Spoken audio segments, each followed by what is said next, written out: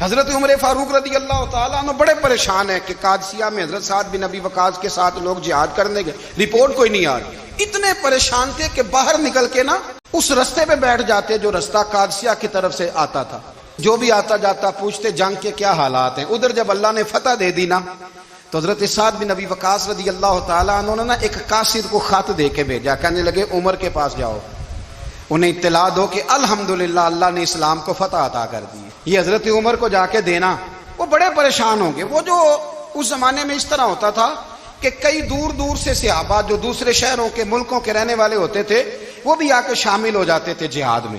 کوئی ایک دفعہ مدینے آیا، کوئی 2 دفعہ آیا، پھر اپنے اپنے علاقوں میں بہت سارے لوگوں نے زیادہ دفعہ حضرت عمر کو دیکھا بھی نہیں تھا۔ وہ جو قاصد خط لے کے آیا تھا نا اس نے 1 دفعہ دیکھا تھا، حضرت عمر بوڑھے ہو گئے، وہ پہچانتا نہیں تھا۔ ادھر سے وہ خط لے کے آ گیا، حضرت عمر مدینے سے باہر نکل کے اس روڈ پہ بیٹھے تھے جو قادسیہ سے آتا تھا۔ جب وہ اس آدمی کو آتے دیکھا تو حضرت عمر اٹھ کے کھڑے ہو گئے، فرمانے لگے قادسیہ سے آ رہے ہو؟ وہ کیا کہتا ہے؟ پھٹے پرانے کپڑے، ٹوٹے ہوئے جوتے، سر پہ پرانی پگڑی، کہنے لگے غلام مدینے کے رہنے والے ہو؟ حضرت عمر کہنے لگے ہاں مدینے کا ہوں۔ کہا میں قادسیہ سے آیا ہوں، الحمدللہ اللہ نے اسلام کو فتح دے دی ہے، الحمدللہ کفر کی کمر ٹوٹ گئی ہے۔ اس نے یہ بات کر کے تو گھوڑے کو ایڑی لگائی، گھوڑا دوڑنے لگا مدینے کے، حضرت عمر بھی ساتھ ساتھ دوڑ رہے۔ فرمانے لگے اچھا بتاؤ خالد بن ولید کا کیا حال ہے؟ تھوڑا آگے جا کے فرمانے لگے اسامہ بن زید کیسے ہے؟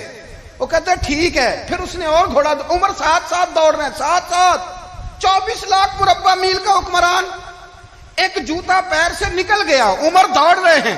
آگے جا کے پوچھتے ہیں سعد بن ابی وقاص کا کیا حال ہے؟ تو حضور وہ بھی ٹھیک ہے۔ کتنے لوگ میرے شہید ہو گئے مسلمانوں میں سے؟ کہنے لگا صحیح گنتی کا نہیں پتا، یہ لفظ ادا ہوتے ہوتے مدینے کی سرحد آ گئی۔ لوگوں نے عمر کو گھوڑے کے ساتھ دوڑتے دیکھا تو کہا امیر المومنین کیوں دوڑ رہے ہیں؟